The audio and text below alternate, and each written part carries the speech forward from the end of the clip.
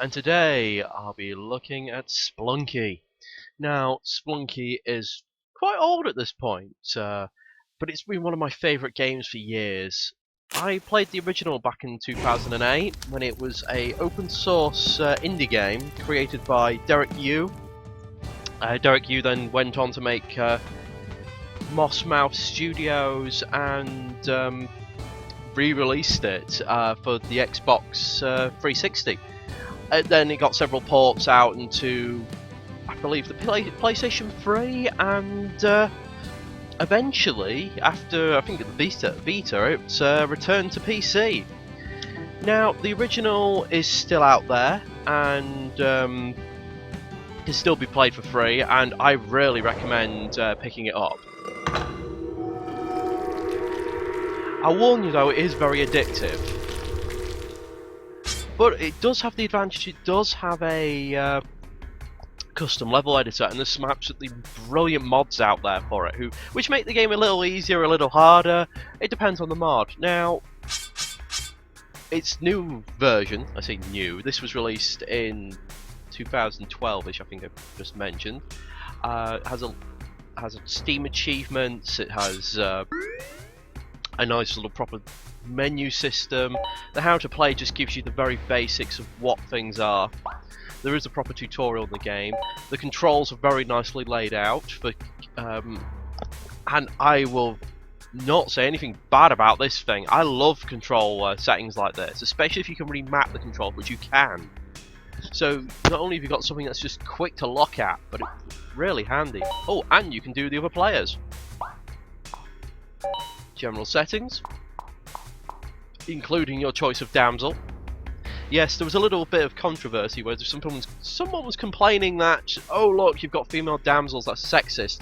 No, it was an Indiana Jones spoof originally. It was supposed to be a tongue-in-cheek look at the genre, but just to counter this, you can now have the Splunker himself, not much at all, or little doggies! We're all free! So, that's kind of fun. Graphics, not much to actually go on, but it's decent enough. I can't complain. Now, actually getting into the game, there's now 3 modes. There's Deathmatch, which is literally you're in a horrible little area, all trying to murder one another. The daily challenges, you get one shot at it, but I'm not going to do that because I've not played in a while, so I'm a little rusty. And you have Adventure mode. So, you can pick a number of different Splunkers. There's the original. But I'm going to have to go for the chap in the pith helmet. Tally-ho!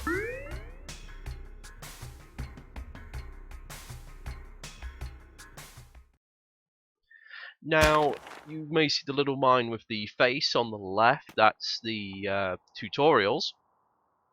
When you first come in, it's a little book, and the tutorial has a nice little story. You find this little journal, and it's like, yeah, greetings, my name is Yang, and this is my journal. Dusty maps and rumours of amazing treasures have led me deep into the desert. And this essentially provides the backstory why you might be there. There's something very strange about this place. The layout seems to change all the time. I've never seen the same room twice. Could be the legendary curse of Olmec, the one that says... Sorry, the one they say traps people inside the caves forever.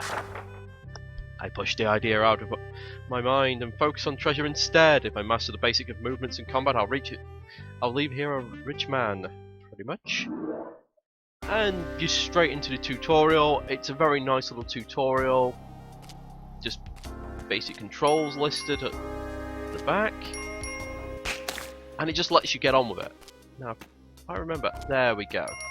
Remember how to run. Oops.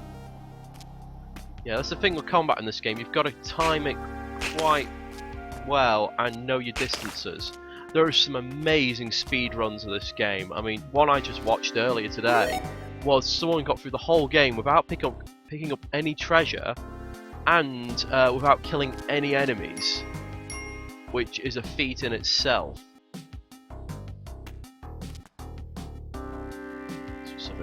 I'm just going to quickly run through the tutorials in this video, and they will cover most of the I just believe the first stage.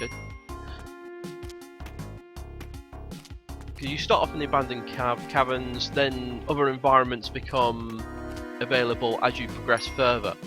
You don't always have to start from the beginning, even though it is primarily a roguelike. You can get this chap who will, for gold, when you've gotten so far in the game, mine out other levels. Or a quick path to another level, so you can start in the jungle level, which is next after the mines.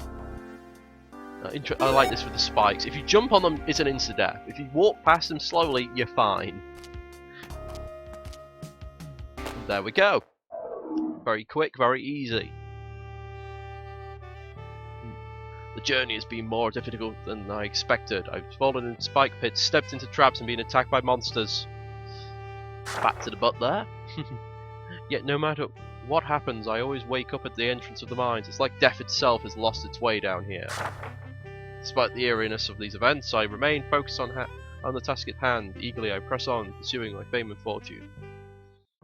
Most people would leave after that. Go. And you can jump on some enemies to kill them. There are certain enemies you do not want to do that on, however, as it will result in your immediate death. I'm taking a bit too many hits here. This is actually the second time I've recorded this video. The first time, absolutely brilliant run through. Unfortunately, there was a slight problem I was having with the video quality at the time, and I actually lost a video of Splunky and a whole series I'd been working on. Hopefully, I won't have that problem again. I should have gone there, because you can actually blow up the gold in these walls.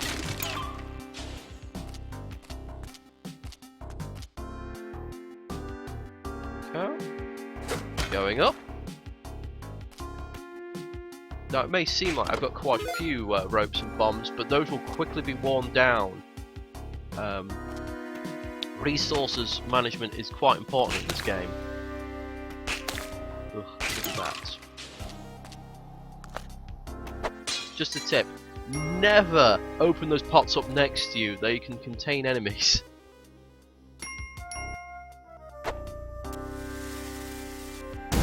Now, other than just the basic game, a moment, this actually has a couple of features over the original. Now, I do actually kind of really like the original. I like the sprightly look a bit more than this one. It's a bit harder. There's quite a few little fun bugs that actually make the game even more enjoyable. Oh, should we go for it? Yeah. Watch me fall in the pit. Oh no.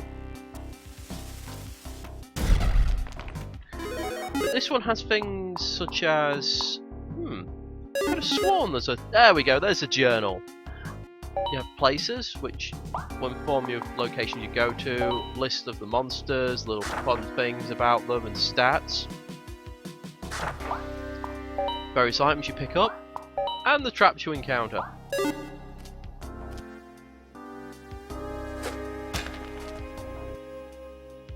There we go, I thought I'd almost forgotten something.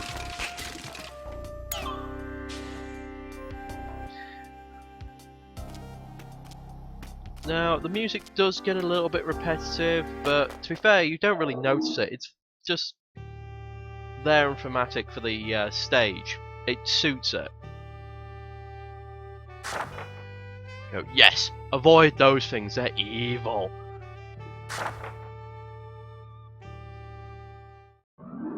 Now, this game does have slight issues. Watch me fall on the pit. No! Actually surprised at that. Oh, spot on. Yeah, these rocks are really handy. I should mention. You got to be careful hitting yourself with the rebound, but for the most part, they are some of the best weapons in the game. There we go. Because they're practically indestructible. They do 1 heart's worth of damage. You don't get to see the enemy health, but in the early stage of the game, most of the enemies only have 1 hit to kill. So later on, some enemies will be immune to your whip, being stunned only at best.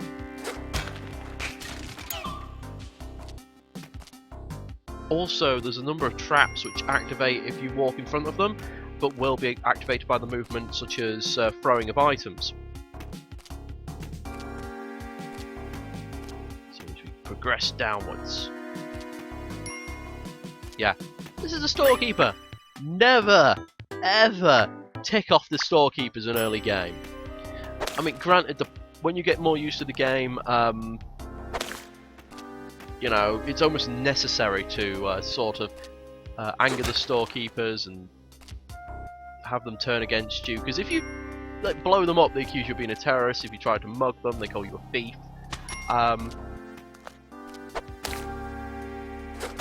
But after that, any storekeeper will essentially try to murder you with a shotgun. There we go. See, I activate that trap over there.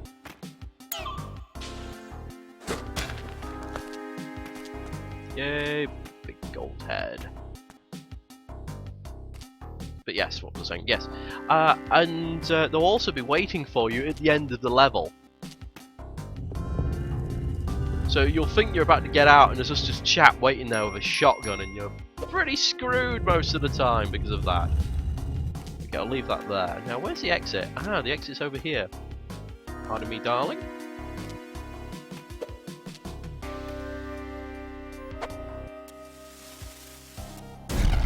And we have our way out. Well, for these two, perhaps. Get down there.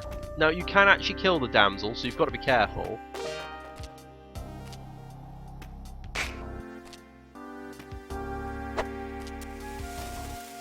But they are your primary source of health.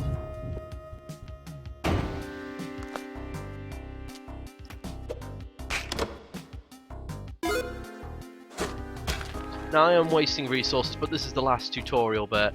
I'm just seeing if there's any other... Yeah, there we go. Shoe bat. Ah, just more ropes. Now, yeah, I could go along that, but I don't fancy my chances, because I'm kind of clumsy, and I must admit, for all the use I've had, I'm not great on an Xbox pad. There we go, and there was no extra treasure. So that's the end of the tutorial. That's just a little taster. The beauty of this game is you'll get a random thing every time, and it's always brilliant to swap stories of other players because of just the random things that happen. 9 times out of 10 you will have something absolutely hilarious happen or just awesome. And there we go. I wonder if we'll see Yang again in the future. And that opened up the big door that was once here. Now, this is my little intro to Splunky. I'll be probably doing a handful of Splunky videos. I could probably play this forever and a day, but I just wanted to do something that was a bit fun. Something that I'm not really pressured to do, and you know, I can just come to occasionally. It's just the videos will usually probably be about 15 minutes at most. And I really recommend checking this out. It's about £11 on Steam. I probably won't pay that for it. I mean, it's a good game, but I'd wait for it either to be on sale, or if you're unsure, try the free version. And I'll thank you for watching. And next video, I'll be going through the intro level sort of Splunky, and hopefully we'll get, well, a few unlocks, a few secrets here and there, and we'll see what happens. Thank you for watching.